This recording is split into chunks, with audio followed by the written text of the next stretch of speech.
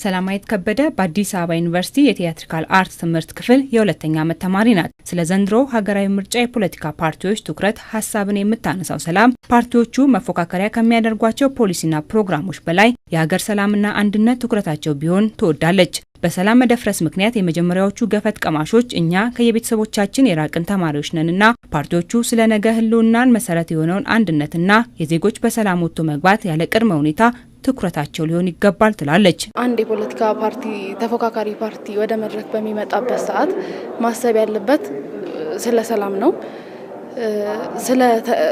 ስለኛ ስለ ወጣቶችም ስለ ሀገራችን ስለ ተማሪዎች ማሰብ አለበት።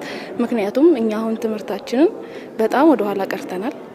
ይሄ የሆነው ምክንያት ደግሞ አንደኛ በኮቪድ ምክንያት ነው፣ ሁለተኛ ደግሞ ሰላም ባለመኖሩ ነው። ብዙ ነገር ያስተጓጉልብናል። ሁሉ ነገር ወደ ኋላ ያለብን ነውና ሰላም ቢኖር ይሄ ሁሉ ነገር አይፈጠርም ነበር። ሀገራችንም ወደ እድገት ጎዳና ትሄድ ነበር ብዬ ነው ማምነው። አየልኝ ጸጋ ደግሞ የከፍተኛ ትምህርቱን አጠናቋል። የእርሱ ስጋት የተፎካካሪዎቹ ፓርቲዎች ቁጥር መበራከትና ሊነሱ የሚችሉ የአማራጭ ሀሳቦች ብዛት ነው። ያም ቢሆን የፓርቲዎቹ ለብሔራዊ መግባባት ያላቸው ዝግጁነትና አርአያነታቸውን እንደሚጠብቅም ነግሮኛል። እንዴት አድርገው ፖሊሲያቸውን ማስኬድ አለባቸው የሚባለው ነገር ላይ ነው እንግዲህ ልዩነት መፍጠር አለበት ብዬ ማስበው እንጂ ሀገር የሚባለው ነገር የመጀመሪያ እያንዳንዱ ፖለቲከኛ በዚህ ጉዳይ ሁሉም መስማማት ያለበት ይመስለኛል። እኛ አልታደልነን ነው ይሄን ያክል የበዙት እንጂ እኮ ከሁለት ወይም ከሶስት ተከፍለው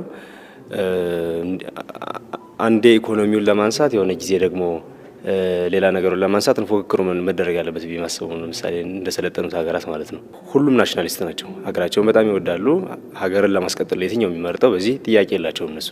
ህዝቡም ለዛ እኮ ነው በነጻነት የሚመርጠው እነሱ ጋር። አሁን እኛ ጋር ስጋት አለ። ለምሳሌ የምትመርጨውን ፓርቲ ለማወቅ ራሱ በጣም ፍርሃት አለ ሰው ምን እንምን ምልሽ ነገ ሀገሪቱን ቢሸነሽንብኝስ ሚል ፍርሃት ይመጣል። እያየነውም ስለሆነ የነዚህ ሀሳቦች መነሻ ሀገር የጀመረቻቸው ኢትዮጵያዊ መልክን የያዙ የልማት ፕሮጀክቶች በፓርቲዎቹ ዘንድ አንድ አይነት አቋም ለድርድር የማይቀርቡባቸው አማራጭ መሆናቸውም ይሰመርበት ከሚል መነሻ የመጣ ነው። የሀገር ሰላም ብሔራዊ መግባባትም ቢሆን የብሔራዊ ጥቅማችን ዋስትና ናቸው። በዚህ ላይ ፓርቲዎቹ ኢትዮጵያዊ መልክና ቁመና ሊይዙ ይገባቸዋል ይላሉ። ለምሳሌ አባይ ህዝብን የሚያስተሳሰር ነገር ነው ብዬ አስባለሁ። ከጥቅም አንፃር በጣም እኛ ደሃ ሀገራት ነን፣ ደሃ ሀገር ነን። ኢትዮጵያ ደሃ ነች። ስለዚህ በጣም ብዙ የመብራት ጥያቄያችን ሊመልስ የሚችል የትኛውም ገጠር አካባቢ የሚኖር ማህበረሰብ ስልጣኔ ሊያገኝበት የሚችል አንድ መንገድ ነው አባይ ማለት ነው። በጣም ትልቅ ነገር ነው ማለት እንደቀላል ነው የምንችለው ነገር አይደለም። አባይ በጣም ትልቅ እሴት ነው።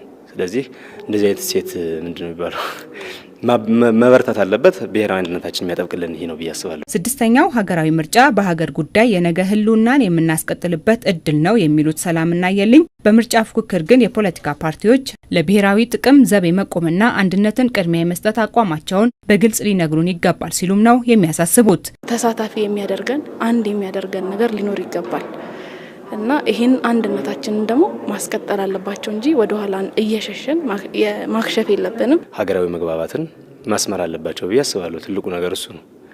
ምክንያቱም ሀገር ሲኖር ነው ዜጋ የሚቀጥለው መመረጥ የሚባለው ነገር የሚኖረው ህልውና ኑሮ የምንቀጥለው ሀገር የምትባለዋን ነገር እሷን ስንይዝ ነው ሴንተር ስናደርግ ነውና መቅደም ያለበት ሀገራዊ አንድነት ነው ብዬ አስባለሁ። እነርሱ አንድነትን የሚያስጠብቁበት ሀሳባቸውን ይዘው ይምጡ እንጂ ሰላምን የማስጠበቁ ጉዳይ ደግሞ የፓርቲዎቹ ኃላፊነት ብቻ ሳይሆን የኛም የሁሉም ዜጋም ነው ይላሉ። ስለ ሰላም ነው መስራት ያለበት በቅድሚያ። ምክንያቱም ሰላም ካልኖረ ሀገር ስለማትኖር ማለት ነው። እኛ ዜጎችም ያለንን ኃላፊነት በመወጣት ስለ ሰላም ቅድሚያ መስራት አለብን ብዬ እላለሁ። ሀገርን ህልውና ሊያስቀጥል የሚችል ሀሳብ ይዘው እንዲመጡ ብሔራዊ አንድነቶቻችን የሚያስጠብቁ ፖሊሲዎችን ይዘው እንዲመጡ ነው እንግዲህ እኛ የምንጠብቀው ማለት ነው። ስለዚህ እንግዲህ ምንድነው መሰለሽ አንድ የሚያደርጉን እሴቶቻችን የሚያጎለብቱ ነገሮችን ይዘው እንዲመጡ ያስፈልጋል ማለት ነው።